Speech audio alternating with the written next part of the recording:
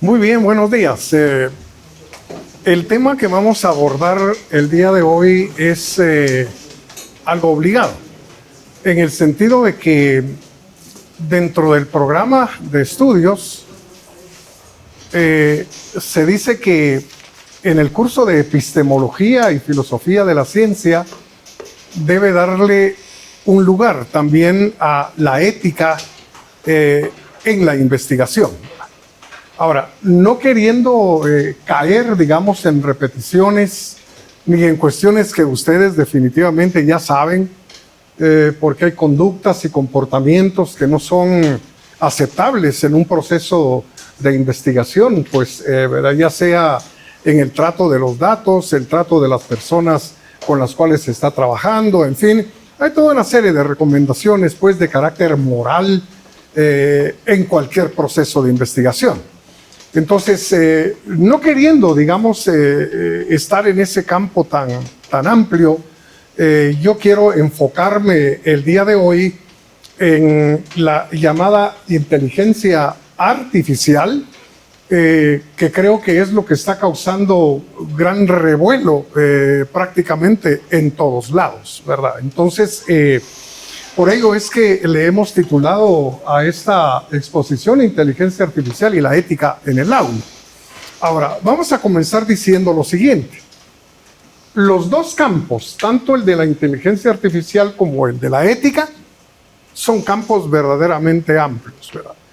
Es decir, con inteligencia artificial vamos desde Siri, por ejemplo, Alexa, pasando por la robótica, por los automóviles autónomos, bueno, y tantas cosas más, ¿verdad? Es decir, es un campo verdaderamente amplio. No nos vamos a meter a todo ello, porque lo que nos interesa aquí es un tipo de inteligencia artificial muy en concreto, la denominada inteligencia artificial generativa, ¿verdad? Y se le llama así porque precisamente genera, crea, produce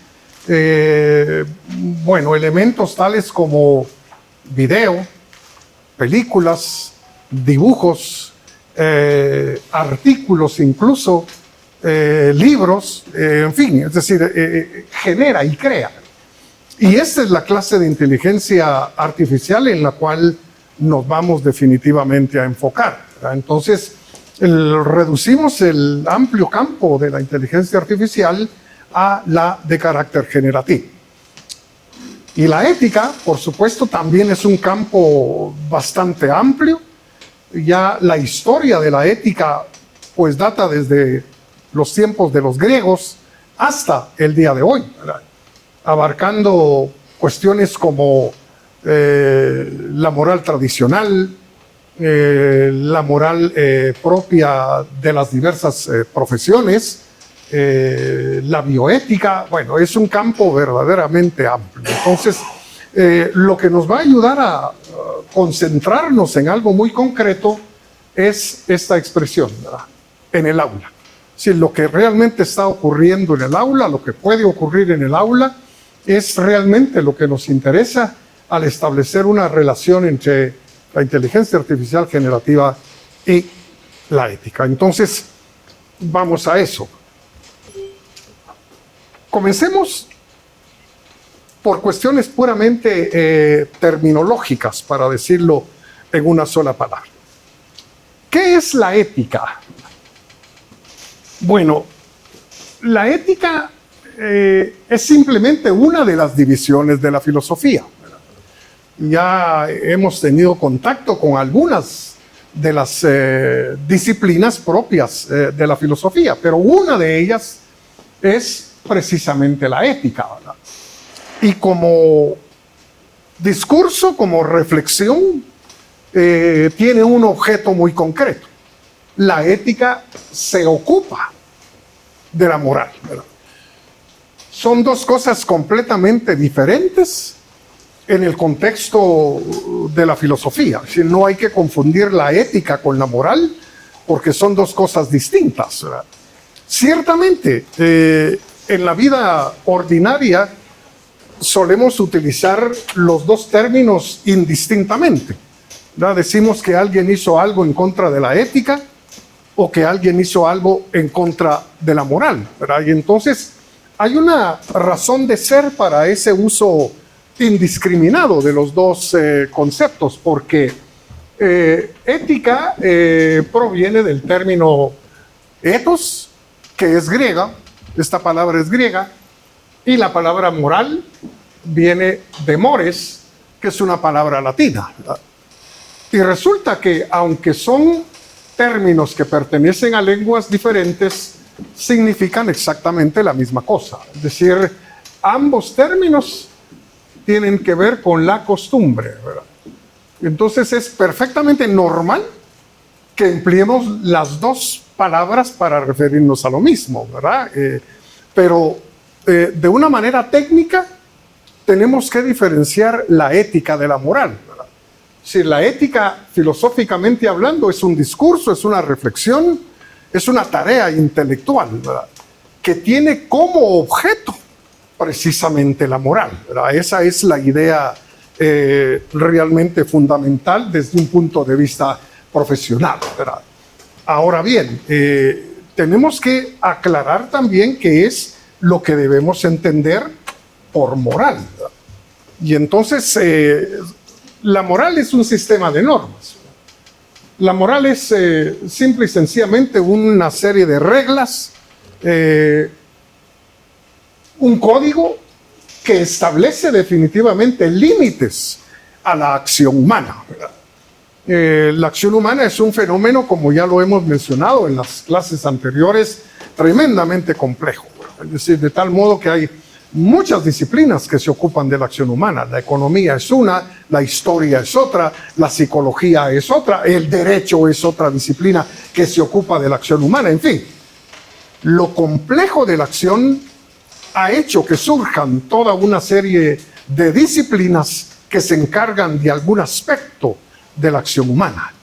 Pero la acción humana también tiene, digamos, un aspecto de carácter moral, ¿verdad?, que tiene que ver con lo bueno y con lo malo que hacemos. Y eso está establecido precisamente por ese código, por esa serie de normas que obedecemos, ¿verdad? Ahora, la moral abarca prácticamente la vida entera de los seres humanos.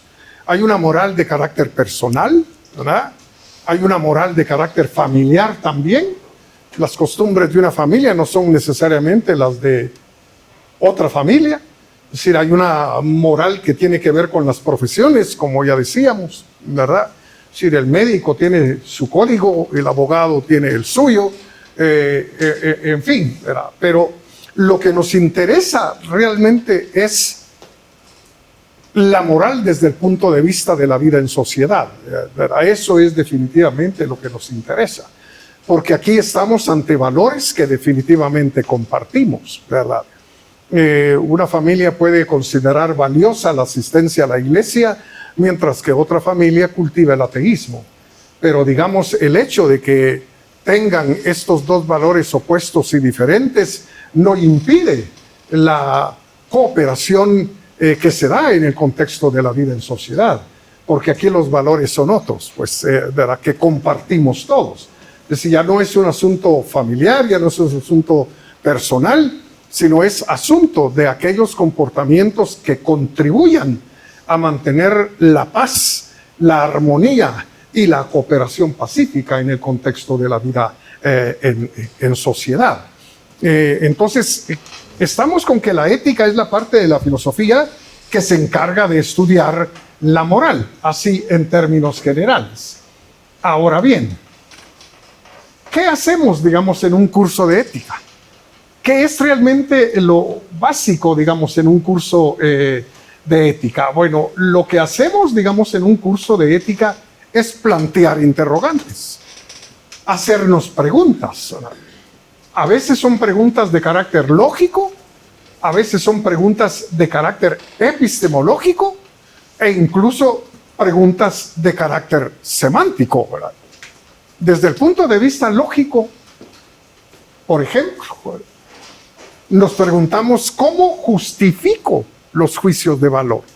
Es decir, qué base y qué fundamento se le da a un juicio de valor, ¿verdad? Sencillamente porque todo juicio necesita ser justificado, ¿verdad? Si yo digo, el carro de fulano de tal está estacionado en el parqueo del CUM, bueno, ¿qué necesitamos realmente para saber si ese juicio es verdadero o no lo es? Bueno, lo que tenemos que hacer es simplemente salir y verificar con nuestros propios ojos que definitivamente el automóvil se encuentra estacionado en el parqueo. Asunto arreglado. Pero cuando yo digo X es bueno, ¿cómo justifico yo eso?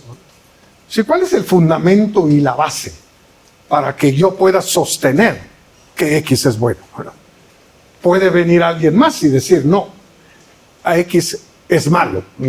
¿Es posible eso? Por supuesto que es posible. Muchas veces las discusiones entre los seres humanos giran precisamente alrededor de los juicios de valor, ¿verdad? Porque tenemos que justificarlos, tenemos que demostrar que aquello realmente es así o no es así, ¿verdad? Pero también nos preguntamos en qué se fundamenta el deber, ¿verdad? Porque se supone que las normas morales demandan obediencia. Si de nada sirve esa normativa si no nos sentimos obligados a cumplirla. Pero ¿cuál es realmente el fundamento del deber?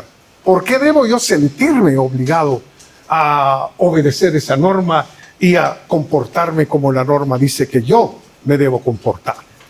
Entonces aquí hay diferentes respuestas, no vamos a entrar a eso ahorita, pero hay diferentes respuestas, ¿verdad? Probablemente alguien diga, pues porque yo soy temeroso de Dios, ¿verdad? Entonces ahí está, digamos, la fuerza que el deber tiene ante una creencia, pues, ¿verdad? Otro puede decir, no, yo me siento obligado a cumplir con esta norma porque si no voy a arruinar la convivencia pacífica entre los seres humanos. En fin, hay diversas maneras de justificar el deber, pero esa es una pregunta importante que hay que hacer, digamos, en un curso de ética.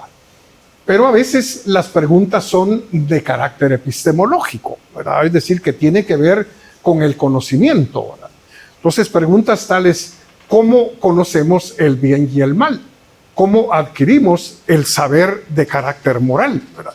Porque aquí estamos ante un conocimiento muy diferente del conocimiento que obtenemos a través de la ciencia, a través de la experimentación.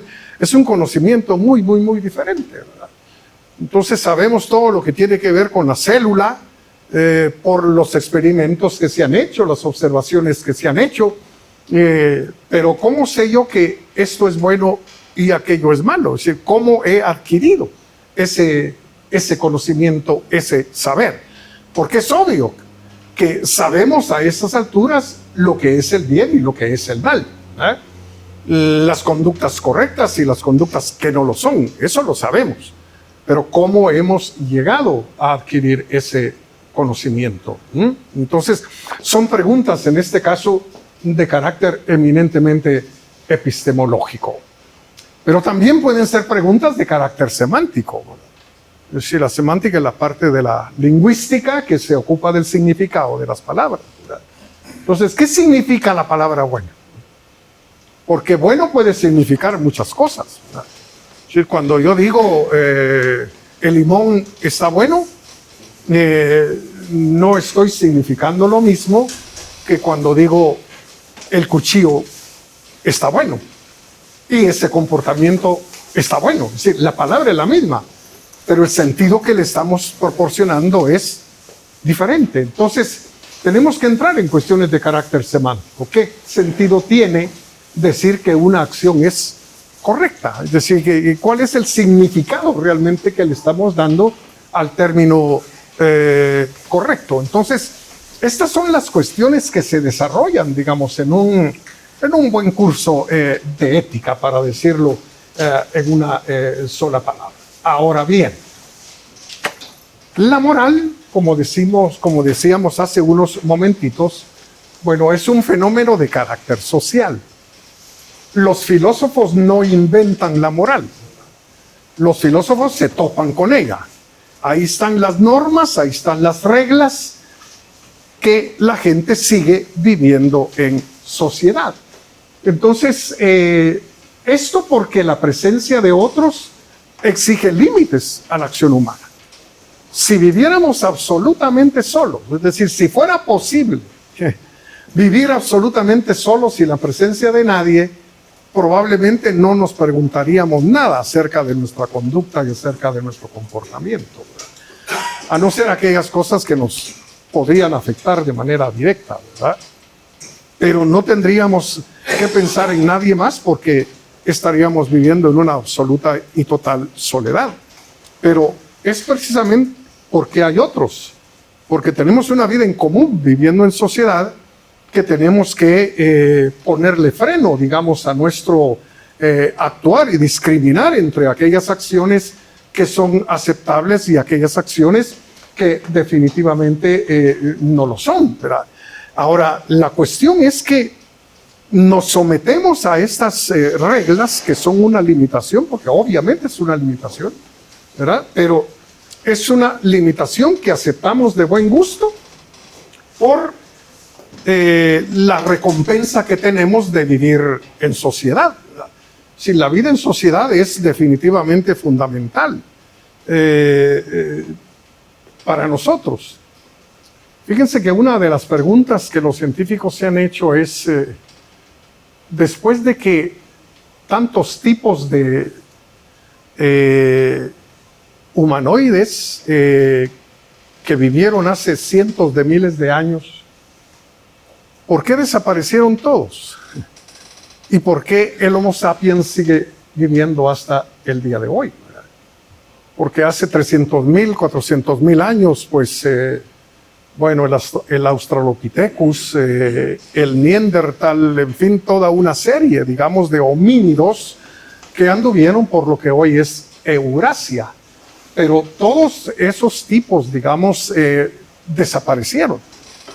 Y la respuesta que los científicos dan a por qué el Homo sapiens continuó y continúa vivo como especie hasta el día de hoy es precisamente por la vida en sociedad. Es decir, se llegó a desarrollar perfectamente la vida en sociedad, que es una vida donde la cooperación definitivamente es realmente fundamental, pues, ¿verdad?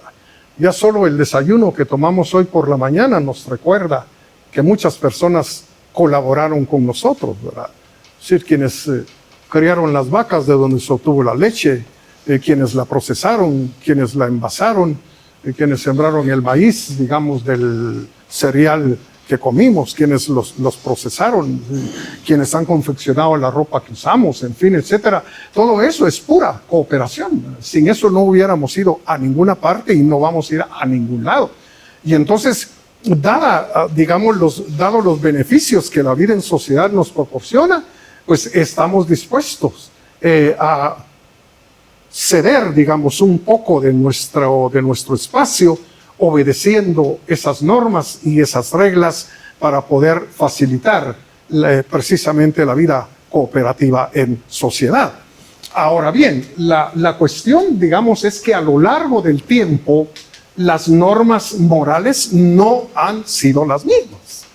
Es decir, ha habido toda una serie de cambios que se han dado a lo largo del tiempo. Se han planteado y se han vuelto a plantear cambios a los límites de la acción humana, de tal manera que lo que hoy se considera como bueno, probablemente hace 100 años no se consideraba así, y viceversa, pues, ¿verdad? Es decir, algo que era bueno entonces, hoy se considera malo. Podríamos mencionar muchos ejemplos acá. Entonces, las normas morales son definitivamente parte de la cultura, ¿verdad? Y la cultura es todo aquello que es creación humana. La cultura no tiene realmente nada que ver con la naturaleza. Si lo cultural no es natural y lo natural no es cultural, ¿verdad? Es decir, son dos ámbitos rotundamente diferentes y distintos, ¿verdad? Es decir, la naranja es algo natural, pero el jugo de naranja que compramos en el supermercado ya no lo es. Es decir, la cultura, entonces, algunos han dicho que es algo artificial, ¿verdad? Y por eso también a veces se le desprecia, pero ha habido quienes han despreciado la cultura por considerar algo completamente artificial y que deberíamos de regresar a la vida en la pura naturaleza. Pues, ¿verdad? Ha habido movimientos en ese sentido y probablemente los haya todavía el día de hoy. Pero independientemente, digamos, de que nos caiga bien o no nos caiga bien la cultura, pues no tenemos otra manera de vivir los seres humanos, más que inmersos en la cultura, y todas nuestras respuestas definitivamente también son de carácter cultural. No podemos evitar eso. Solo los animales responden de manera directa, digamos, a la naturaleza y también a sus necesidades biológicas. Nosotros los seres humanos no sabemos lo que es eso. No podemos entrar en contacto directo, digamos, con el mundo, con la naturaleza, sino es a través de la cultura, empezando con el lenguaje. Quien habla alemán, italiano, español, es decir, tiene un filtro lingüístico gracias al cual entra en contacto con la naturaleza. Si no tenemos otra forma, no tenemos otro modo. Y por supuesto las normas morales también. Nos guste o no nos guste, tenemos que adaptar nuestro comportamiento a esas normas. Ya profesionales como Sigmund Freud se hicieron cargo de estudiar qué es lo que sucede realmente con el ser humano frente a las normas propias, digamos, de la moral.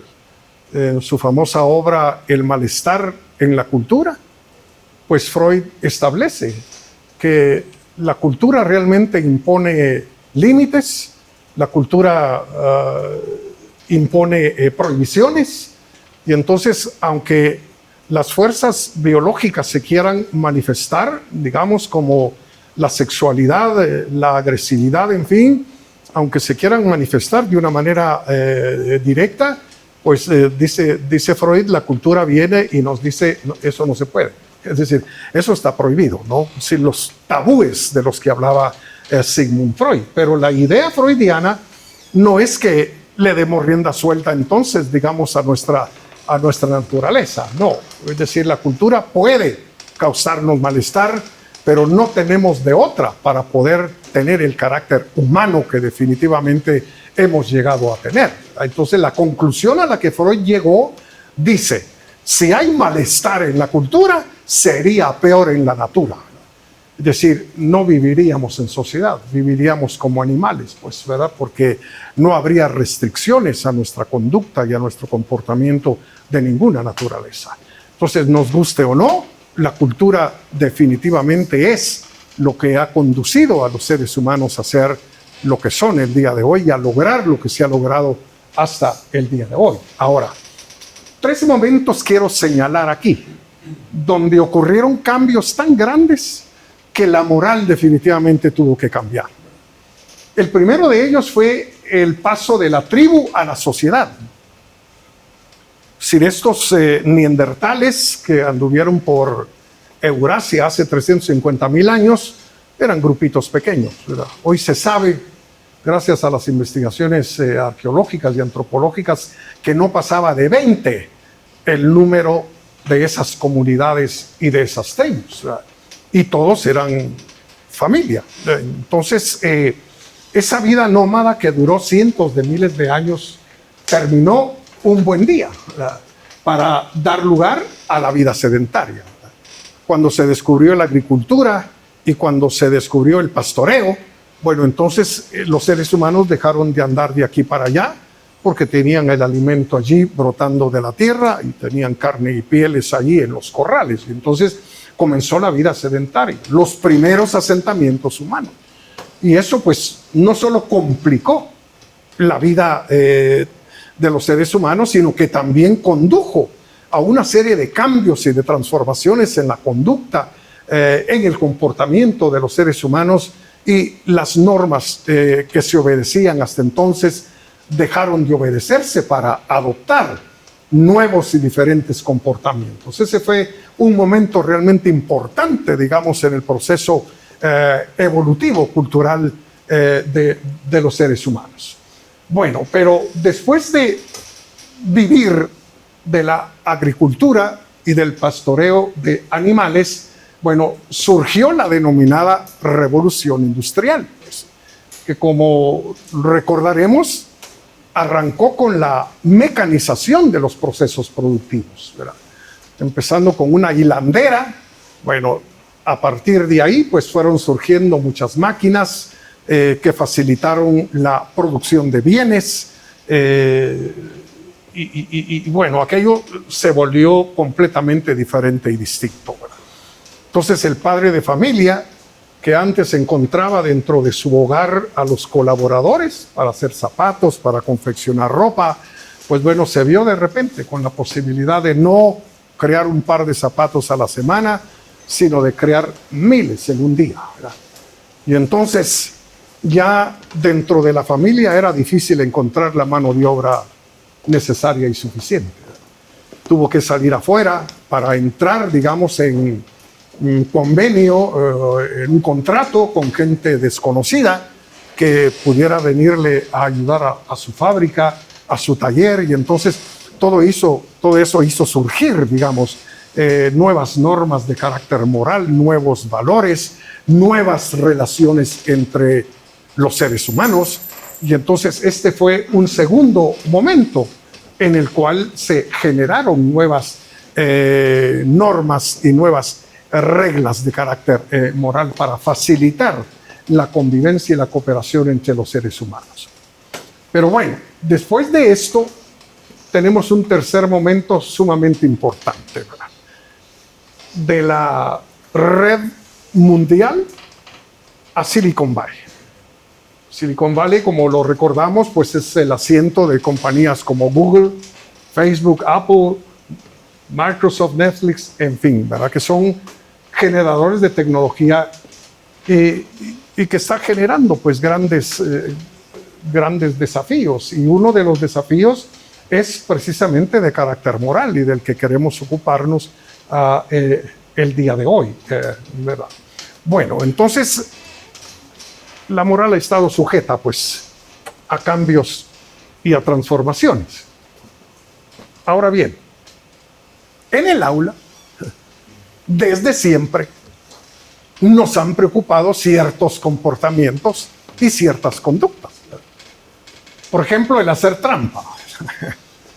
Bueno, hacer trampa es simplemente recurrir a medios que suplen conocimientos que no se tienen, pues, ¿verdad? El estudiante que no logró dominar la materia, que no le dedicó tiempo al estudio, pues entonces carece de los conocimientos para enfrentar una prueba, pero entonces el recurso a veces ha sido el hacer trampa de alguna clase, de alguna manera, pues la copia también, es decir, emplear conocimientos que no son de uno, sino que pertenecen a otra persona. Los famosos chivos, ¿verdad? Que son instrumentos de carácter ilícito para enfrentar una prueba porque precisamente le dan una ventaja a quien los usa sobre los demás, ¿verdad? Que se están comportando de manera directa, y sobre todo el plagio, ¿verdad? Que no es otra cosa que un robo de carácter intelectual, pues, ¿verdad? Yo creo que todos recordamos nuestros días de estudiantes en la primaria, incluso en la secundaria, ¿verdad? Y tantas técnicas que había para hacerse realmente de respuestas a la hora de un examen, ¿verdad? Desde los papelitos enrollados en un lapicero, ¿verdad? Pasando por botellas de agua que tenían atrás de la etiqueta las respuestas, y las anotaciones en las piernas de las chicas, ¿verdad? Entonces, bueno, tantas cuestiones, ¿verdad? Que desde el punto de vista moral plantea la actividad en el aula, pues, ¿verdad? Y a nosotros nos preocupa sobre todo esto último, ¿verdad? La cuestión del plagio, ¿verdad? Y entonces vamos ya entrando directamente a la cuestión relacionada con la inteligencia artificial generativa, ¿verdad?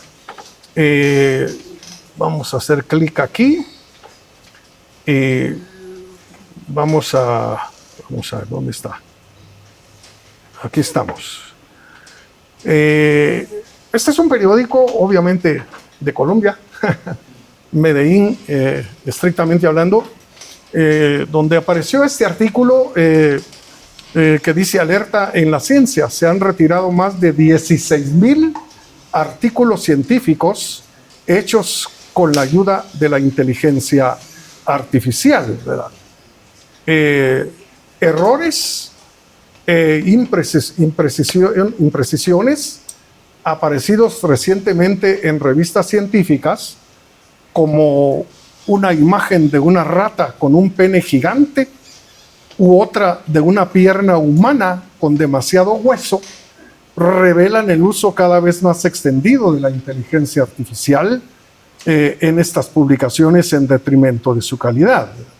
Si bien los especialistas reconocen el interés de instrumentos como ChatGPT para redactar contenidos, sobre todo en materia de traducción para investigadores cuya lengua materna no es el inglés, las rectificaciones realizadas recientemente por algunas revistas apuntan a prácticas deshonestas. A principios de año, una ilustración de una rata con unos órganos genitales sobredimensionados, muy compartida en redes sociales, llevó al retiro de un estudio publicado en una revista de la editorial universitaria Frontiers, un actor importante en el sector. El mes pasado, otro estudio había retirado tras presentar una imagen de una pierna humana donde había más huesos de lo habitual. Entonces, resulta que esto parece ser verdaderamente escandaloso, pues, ¿verdad? Ahora, obviamente, la utilización de la inteligencia artificial para presentar esa rata, digamos, y la pierna también, a mí me parece una estupidez. Es decir, no es realmente ni plagio, ¿verdad? Es decir, es simplemente algo totalmente estúpido, ¿verdad? Pero, digamos, lo que nos queremos preguntar nosotros el día de hoy es si realmente es lícito el uso de la inteligencia artificial, ¿verdad? La mayoría de gente conoce ChatGPT, pero hay muchísimas herramientas de inteligencia artificial, ¿verdad? Sobre todo para uso académico, para uso en el aula, ¿verdad? Entonces, dentro de esa inteligencia artificial generativa, pues tenemos, como ya mencionamos, el ChatGPT, Copilot también, Hyper y muchos otros, ¿verdad? Ahora, las actitudes suelen ser extremas, ¿verdad? O se ignora rotundamente, o se quiere ignorar la inteligencia artificial, o simple y sencillamente se le utiliza para copiar lo que la inteligencia artificial está diciendo, ¿verdad? Incluso podría haber otra actitud que sería la de prohibir. Es decir, prohibir rotundamente la utilización de la inteligencia artificial. Ahora, lo que se recomienda, digamos, de parte de algunos, es que se evite el uso superficial de la inteligencia artificial, es decir, simplemente copiar y entregar lo que se ha obtenido, ¿verdad? En este caso, no se está trabajando con la inteligencia artificial, sino se está dejando que ella trabaje por nosotros, lo cual definitivamente no es recomendable. Regularmente entre la gente joven esto es precisamente lo que está ocurriendo, ¿verdad? Como estamos en un proceso experimental, porque en realidad no hay nada escrito al respecto, ¿verdad? Personalmente en el aula yo he tenido que regresar al uso del papel. Sí, porque el uso del papel ya está a un lado desde hace tiempo, pues, ¿verdad? Pero dado el copy-paste, he tenido que regresar al papel. Es decir, que el estudiante no simple y sencillamente copie aquí y pegue allá, sino que se vea obligado a leer, a interpretar y a poner por escrito, digamos, en un documento en papel lo que él considera que es la respuesta correcta. Entonces, se trata de experiencias. Es que no hay nadie que nos diga realmente qué es lo que tenemos que hacer, ¿verdad? Las instituciones no tienen políticas tampoco, ni normas al respecto. Sí, creo que cada profesor debe ir generando su propia normativa de acuerdo a su curso, porque no hay realmente para dónde. Y en ese proceso pues probablemente algún día lleguemos a tener algún código, digamos, moral para el uso de la inteligencia artificial generativa en el contexto del aula, pero en estos momentos eso definitivamente no existe, ¿verdad? Entonces debemos usar más bien la inteligencia artificial inspiracionalmente, diría yo, ¿verdad? Es decir, que nos ayude a reflexionar a partir de lo que nos ha concedido para poder crear nuestro propio contenido, ¿verdad? Es decir, ver lo que la inteligencia artificial nos da como un motivo, digamos, para reflexionar por nosotros mismos, para pensar por nosotros mismos y elaborar nuestra propia respuesta, nuestro propio documento, para decirlo en otras palabras. También debería de utilizarse la inteligencia artificial para obtener ideas. Hay que ver el resultado como meras sugerencias, ¿verdad? Y arrancar de ahí, ¿verdad? Es decir, me está dando insinuaciones la inteligencia artificial. Entonces, y yo debo aprovechar, digamos, esas insinuaciones para desarrollar mi propio discurso, ¿verdad? Porque, insisto, sobre todo los más jóvenes ven la inteligencia artificial como un sustituto de su propio trabajo, ¿verdad?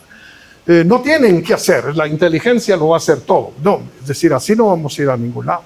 Si la formación que ellos van a tener va a ser sumamente deficiente, pues, y entonces debe haber alguna manera, pues, de obligarnos y de obligarlos a ver el resultado de la inteligencia artificial como sugerencias para poder desarrollar el pensamiento propio, ¿verdad? Bueno, también hemos de ver la inteligencia artificial como el permitirnos tener opciones frente a nosotros, posibilidades, digamos, de abordar esto, de abordar lo otro, de reflexionar sobre aquello, en fin. Es decir, verlo realmente como opciones y como posibilidades y optar por alguna o por algunas, pero llevando a cabo un trabajo de carácter personal, ¿verdad? Ahora bien,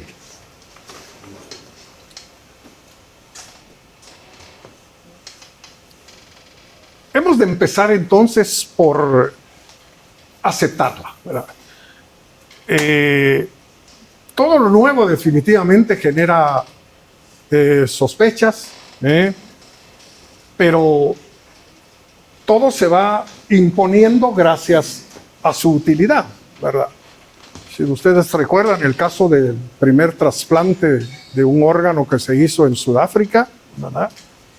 En ese momento todo el mundo alzó la voz de que eso no debería de hacerse. ¿Cómo es posible, digamos, que el órgano de un hombre vaya a parar al cuerpo de otro hombre? Eso no es posible. Eso solo Dios lo puede hacer, ¿verdad? Y en la resurrección, ¿qué es lo que va a pasar? En fin, etcétera. Sin embargo, hoy en día pues, son miles de personas alrededor del mundo que están esperando un donante para mejorar su calidad de vida y extender también la posibilidad de vivir. Entonces, se impuso por su practicidad, por su utilidad.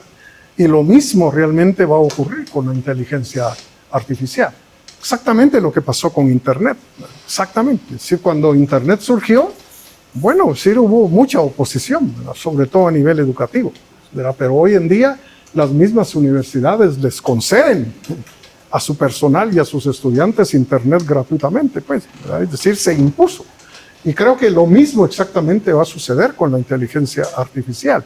Entonces es mejor que tengamos una mentalidad abierta, digamos, de aceptación, ¿verdad? Pero también tenemos la obligación de conocerla, ¿verdad?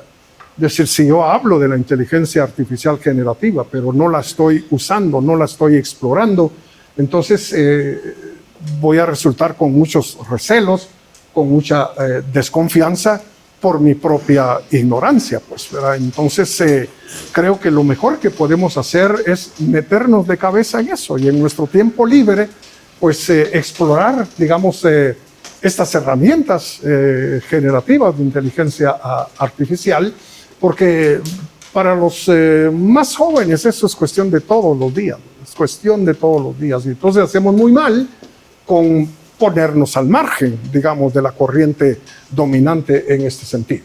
Y hay que explorarla, por supuesto, ¿verdad? Es decir, hay que entrar en ese mundo de recursos, ¿verdad? Donde podemos obtener textos, audio, video, imágenes, en fin, etcétera. Y por supuesto, impulsar también su uso, ¿verdad? Guiando, por supuesto, a los estudiantes en el uso y en el aprovechamiento de estas herramientas, ¿verdad? Creo que es algo que definitivamente tenemos que hacer como docentes, ¿verdad? Empezando, por supuesto, por nosotros mismos y las tareas académicas que tenemos definitivamente que realizar, ¿verdad?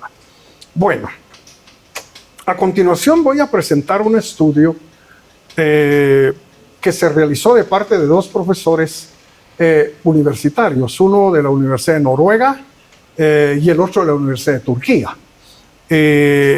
Esta gente lo que hizo fue pedirle a la inteligencia artificial que escribiera 50 artículos. 25 los sometieron después a un instrumento, ya vamos a ver cuál es, y los otros 25 artículos a otro instrumento con el propósito de que detectaran plagio en estos trabajos, ¿verdad?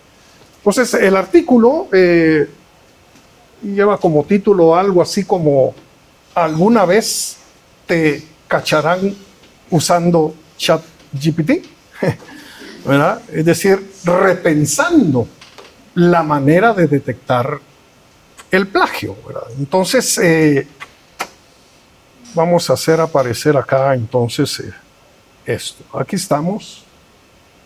Ahí está el nombre de los dos profesores. Vamos a obviar todo eso. Y vamos a ver. Recuerden que los artículos fueron hechos precisamente por la inteligencia artificial. Y entonces le pidieron a la misma inteligencia artificial que tratara de detectar los niveles de plagio que existían en aquellos trabajos, ¿verdad? Y entonces los resultados andan por aquí, se los voy a mostrar. Vamos a ver.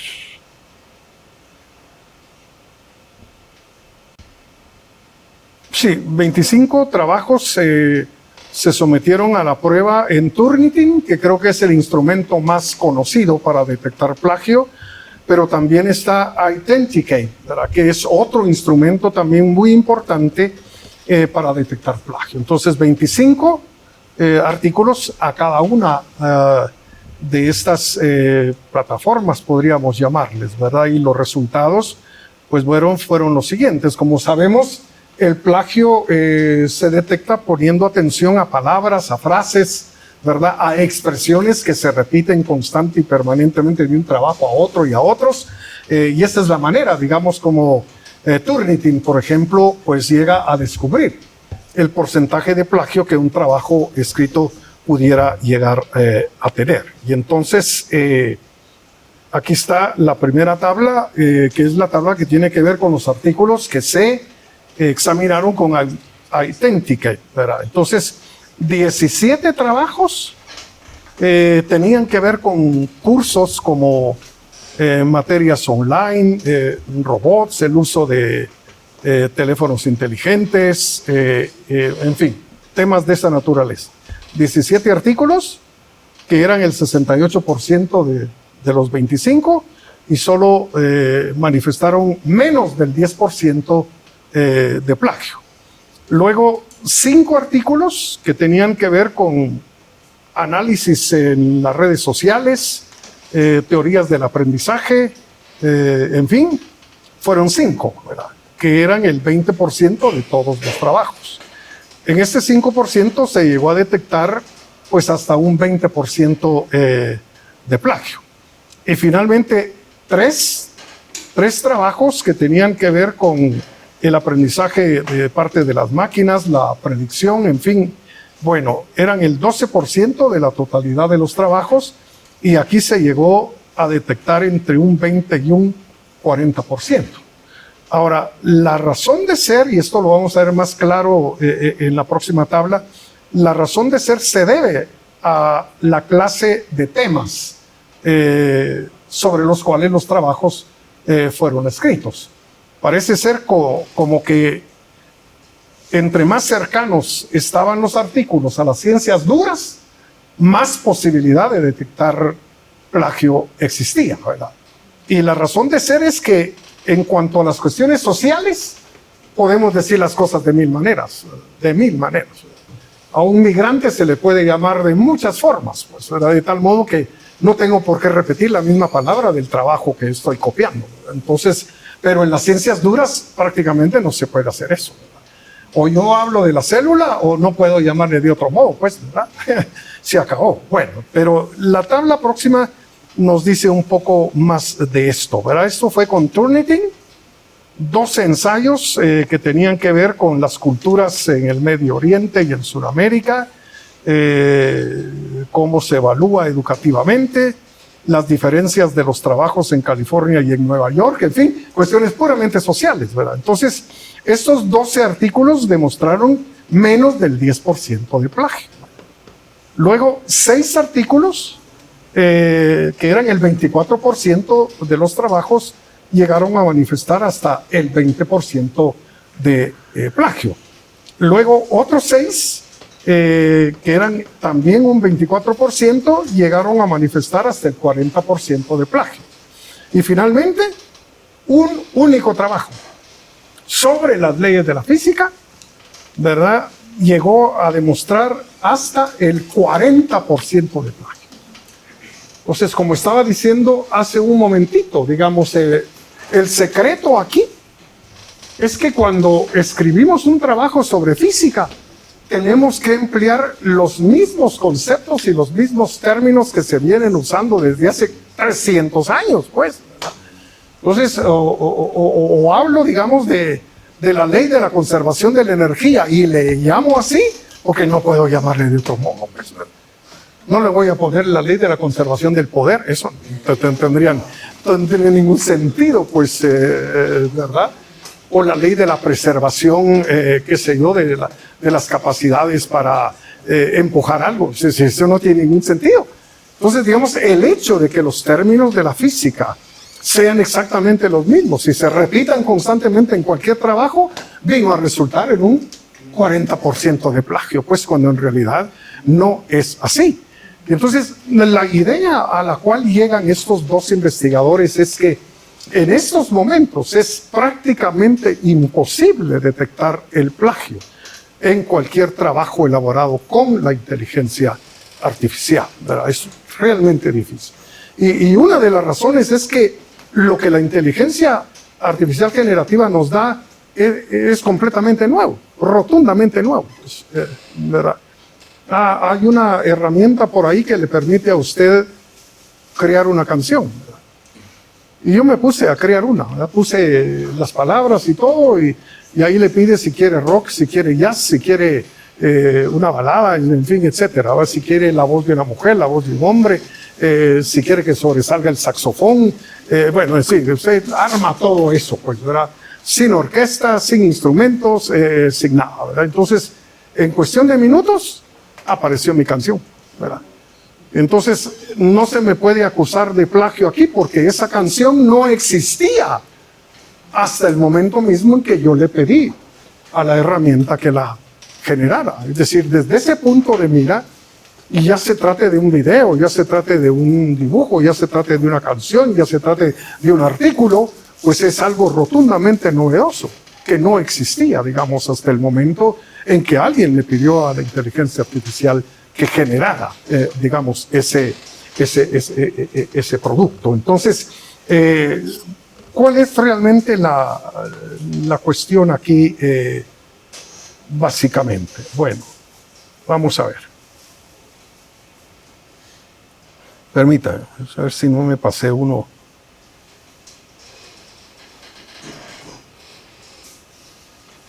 Sí.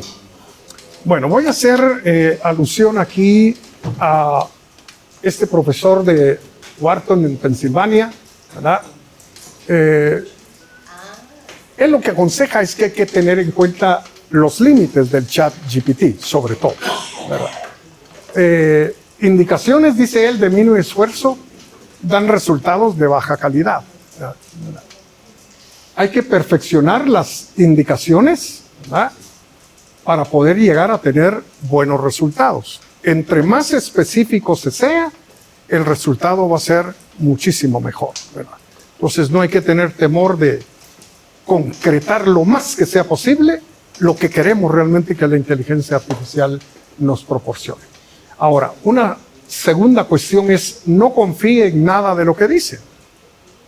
Si da un número, si da un hecho, asuma que está equivocada y entonces verifíquelo por otra fuente, ¿verdad? Es decir, usted es responsable de cualquier error, de cualquier omisión proporcionada por la herramienta. Entonces esto funciona mucho mejor en temas que cada uno entiende y que cada uno domina, ¿verdad? Entonces no hay que aceptar simplemente lo que la herramienta nos está diciendo. No hay que ponerlo en tela de juicio y tratar de verificarlo con otras fuentes, ¿verdad? Y hay que recordar que la inteligencia artificial es una herramienta y es necesario reconocer su uso. Entonces lo que él recomienda es incluya un párrafo al final de cualquier tarea que utilice inteligencia artificial y explique por qué usó la inteligencia artificial y qué indicaciones utilizó para obtener los resultados. No hacerlo es una violación de las políticas de honestidad académica. Es decir, aquí la cosa está cambiando de plagio a mentira, ¿verdad? Es decir, si yo entrego un trabajo y digo que no usé la inteligencia artificial, estoy mintiendo, estoy faltando realmente a la moral en el aula, ¿verdad? Sí, porque como dije, el plagio resulta imposible de establecer. Pero entonces la honestidad es importante. Diga usted si utilizó la inteligencia artificial para escribir, digamos, lo que ha escrito, ¿verdad? Y en qué sentido llegó a utilizarla, ¿verdad? Y por supuesto considere cuándo es útil esta herramienta, ¿verdad? No lo utilice si no es apropiado para el caso o para la circunstancia. Voy terminando mi exposición con una propuesta provisional. Resulta que aunque nos opongamos al uso de la IA, en los Estados Unidos ya se habla de su utilización de parte de estudiantes universitarios hasta en un 49% en el último semestre de 2023, que fue cuando apareció la inteligencia artificial generativa, porque tiene apenas un año de haber aparecido, es algo rotundamente nuevo. Entonces somos la primera generación de docentes que se tiene que enfrentar a un estudiantado equipado con herramientas tecnológicas totalmente nuevas. Es un enorme desafío, definitivamente. Bueno, ¿cuál es la propuesta que quiero dejar aquí ante ustedes? Bueno, en primer lugar, no podemos vivir de espaldas al ancho mundo de las posibilidades de la inteligencia artificial generativa.